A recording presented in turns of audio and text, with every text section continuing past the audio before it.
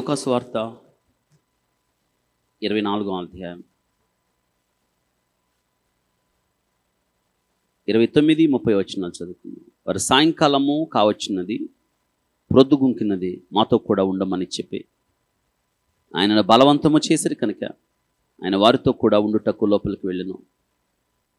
ఆయన వారితో కూడా భోజనమునకు కూర్చున్నప్పుడు ఒక రొట్టెను పట్టుకొని స్తోత్రము చేసి దాన్ని విరిచి వారికి పంచిపెట్టగా వారి కన్నులు తెరవబడి ఆయనను గుర్తుపెట్టదు. గమనించండి మాటలు. సాయంకాలము కావచ్చినది, ప్రొద్దుగుంకినది, మాతో కూడా ఉండమని చెప్పి వాళ్ళు మంచి పనే చేశారు.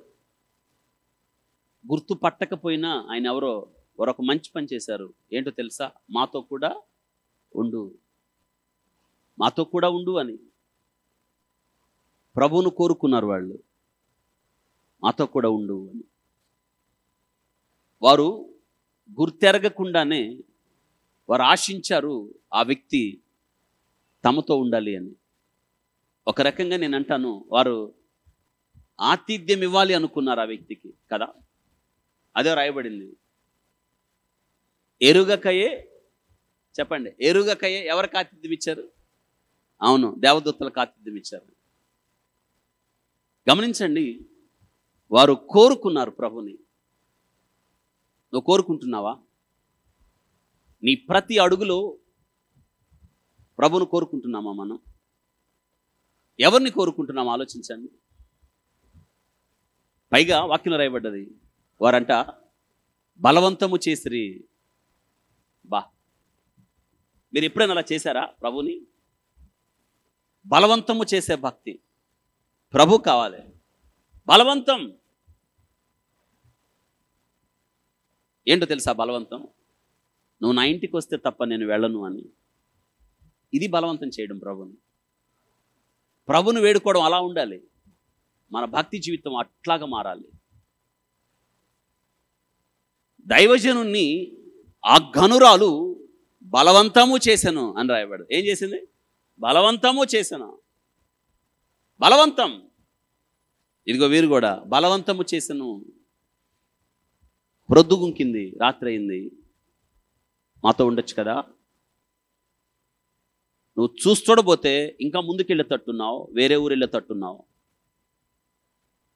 వారు పిలిచినప్పుడు, బలవంతం చేసినప్పుడు వారితో కూడా, ఈ పదం చూసారా? వారితో, వారి దగ్గరికి వచ్చి వారితో నడిచెను, వారితో లోనికి వెళ్ళాను. వారితో అంటే ఎవరెవరు ఉన్నారు ఆ సహవాసంలో? ఈరోజు మనం లేం కదా, మనం ఒక్కళ్ళమే కాదు కదా, మనతో ప్రభు ఉన్నాడు. మృతిని గెలిచి సమాధిని గెలిచి తిరిగి లేచిన ప్రభు మనతో ఉన్నాడు. వారితో మేము ఒక్కళ్ళమే లేమండి. ఇక్కడ మా సహవాసం క్రీస్తుతో ఉంది. మేము దేవునితో ఉన్నాం. మా సహవాసం వారితో కూడా. గమనించండి, అక్కడ ఆ సహవాసాన్ని గురించి, ఆరాధన గురించి చెప్తున్నాడు. అక్కడ వారితో కూడా ఉండుటకు, వారితో కూడా ఉండుటకు.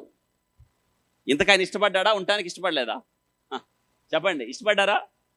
వారు ఇష్టపడ్డారు. ఈయన కూడా కానా పెళ్లి విందులో యేసును పిలిచారు. ఆయన ఇష్టపడ్డాడు, వెళ్ళటానికి ఇష్టపడ్డాడు. కానీ అక్కడ జరిగింది ఏంటి? యేసును పిలిచారు కానీ బాధ్యత ఆయనకు మాత్రం అప్పగించడానికి వారు ఇష్టపడ్డారు. ఇష్టపడలేదా? ఇష్టపడలేదు. మీరు ఇష్టపడుతున్నారా? మీ ఇష్టాలు ఏంటి మీరు ఆలోచించండి. భక్తి జీవితంలో మనం ఒకసారి క్రీస్తుని అంగీకరించిన తర్వాత, విశ్వాస జీవితాన్ని కొనసాగిస్తున్న తర్వాత, మనము క్రీస్తుతో అన్యోన్య సంబంధము కలిగిన తర్వాత, ఆయన లేకుండా మన జీవితానికి తావెక్కడుంది? ఆలోచించండి. ఆ పదం చూసారా? వారితో కూడా ఉండుటకు. లోపలికి మనతో క్రీస్తున్నాడా? ఆ కింద వచ్చిన అద్భుతం, వారితో కూడా. మళ్ళీ చూసారా? మళ్ళీ వారితో కూడా, వారితో కూడా భోజనమునకు కూర్చుండినప్పుడు. దేనికి కూర్చున్నాడు? ఇదే సహవాసం, ఇదే ఆరాధన. భోజనమునకు కూర్చున్నాడు ఆయన. ఎవరైనాను నా స్వరము విని తలుపు తీసిన ఎడల నేను అతని యుద్ధకు వచ్చి అతనితో. ఏంటి భోజనం అంటే? ఆనందించమా? సహవాసం. మళ్ళీ భోజనం అంటే మీరు ద ఫెలోషిప్. దేవునితో మన సంబంధం. ఈరోజు ఎందుకు వచ్చాను తెలుసా? మనందరం కూర్చున్నాం కదా, బల్ల ఉంది కదా, ఆ బల్ల మీద ఏముంది? రొట్టె. ఏంటి ఆ రొట్టె? ప్రభు యొక్క శరీరం. నా కొరకే కదా ప్రభువా నువ్వు జీవాహారంగా మారావు, నువ్వు నా కొరకే కదా వల చెల్లించావు, నీవు రొట్టె వలె మారావు నా కోసం, నేను దాన్ని స్వీకరిస్తున్నా, నువ్వు పరిశుద్ధుడు కాబట్టి నేను కూడా పరిశుద్ధంగా ఉండే. ఆ రొట్టెను స్వీకరించున్నప్పుడు మనం ఆయనతో అన్యోన్య సహవాసం. ఇదే సహవాసం అంటే, ఫెలోషిప్ అంటే ఇదే కదా. ఆ రసమును తీసుకుంటున్నప్పుడు నీ కొరకు ప్రభు కార్చిన రక్తాన్ని నువ్వు సాదృశ్యముగా ఆ రస పాత్రను స్వీకరిస్తున్నప్పుడు నా కొరకే కదా ప్రభు నువ్వు కార్చిన రక్తధారలు, నా కొరకే కదా. ఏ సహవాసం. వారితో గమనించండి, వారితో లోనికి వెళ్ళాను, వారితో కూర్చుండెను. సహవాసానికి కూర్చున్నప్పుడు ఏం జరిగిందో చాలా చూడండి. అక్కడ ఆ రొట్టెను పట్టుకొని స్తోత్రము చేసి దాన్ని విరిచి వారికి పంచిపెట్టగా వారి కన్నులు తెరవబడెను. చూసారా? గుర్తుపట్టి, ఇది కన్నులు తెరవబడే స్థలం, ప్రభువును గుర్తించే స్థలం. తెరవబడ్డాయా మీ కన్నులు?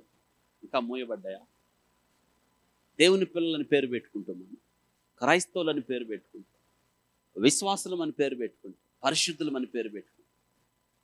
ఇంకా మూయబడిన కన్నులు ఉన్నాయా? ఈరోజు తెరవబడాలి. అందుకే మనం కన్నులు తెరవబడినట్లు మనం అమ్మాయి దారిలోకి వెళ్ళాలి. ఇదే సహవాసం. సహవాసానికి కూర్చున్నప్పుడు రొట్టెను పట్టుకొని ఆయన స్తోత్రం చేసి విరిచినప్పుడు వారి కన్నులు తెరవబడ్డాయి. ఆయన్ని గుర్తించిరి. ఎలా ఉండుంటుంది చెప్పండి? ఆయన వారు గుర్తించారు కదా, ఎలా ఉండుంటుంది? ఒక్కసారి అలా గుర్తించారు, వెంటనే ఆయన ఏమయ్యాడు? అంతవరకు చాలు కావాలి. ఇప్పుడు వాళ్ళు చేయాల్సిన పని ఏంటో తెలుసా? దేవుడు వారితో వచ్చాడు, వారి దగ్గరికి వచ్చాడు, వారితో నలిచాడు, వారి దుఃఖం ఏంటో కనుక్కున్నాడు, వారి అనుమానాలు తీర్చాడు, వారికి బుద్ధి చెప్పాడు, లేఖనాలు తెరిచి చెప్పాడు. వారి జాగ్రత్త వినండి, వారి కన్నులు తెరిచాడు. మించి కన్నులు తెరవడానికి ముందు వారితో సహవాసంలో ఉన్నాడు. కన్నులు తెరిచాడు, హృదయాలను మండించాడు. ఇంతవరకు చాలు ఆయన. ఇప్పుడు చేయాల్సింది శిష్యులు వాళ్ళిద్దరు. ప్రభు చేయాల్సిందంతా ఇప్పుడు ఏం చేయాలి? నిజమైన ఆరాధన అంటే ఏంటంటే ప్రభు చేయాల్సిందంతా చేశాడు. ఇప్పుడు వాళ్ళ ముందు ఒక బాధ్యత ఉంచాడు. ఆ గడియలోనే, ఆ రాత్రిలోనే వారు మళ్ళీ ఎక్కడికి వచ్చారు? యెరూషలేముకి వచ్చి దారిలో జరిగిన సంగతి అంతా కూడా, అంటే వారు యేసును ప్రచురము చేసిరే. ఏమని చెప్పుంటారు చెప్పండి? మేము చూసాం ఆయన్ని, ఆయన సమాధిలో లేడు, తిరిగి. మనం చెప్పాల్సింది ఇదే వార్త, ఇదే పునరుత్థాన వార్త, ఇదే శిలువ వార్త, ఇదే సువార్త, ఇదే నిరీక్షణతో కూడిన వార్త, ఇదే కృపా వార్త, ఇదే యేసుక్రీస్తుని గురించే వార్త. ఒక వ్యక్తిని బ్రతికించే వార్త, ఇది శుభవార్త. చెప్తున్నాము మనం. హృదయాలు మండించబడిన మన జీవితాలు, అనేకుల హృదయాలను మనం మండించాలి కదా. నేత్రాలు తెరవబడిన మన స్థితి, అనేక మంది నేత్రాలు తెరవాలి కదా. ఇదే ఆరాధన అంటే. దేవుడు నీకేం చేశాడో దానిని హృదయంలో దాచుకొని, హృదయంలో పెట్టుకొని, ప్రభు చేసిన దానికి స్పందన ఏదైనా ఉంది అంటే ఆయన గుణాతిశయాలు మనం ఏం చేయాలి? చీకటి నుండి ఆశ్చర్యకరమైన తన వెలుగులోనికి పిలిచిన వాని గుణాతిశయాలు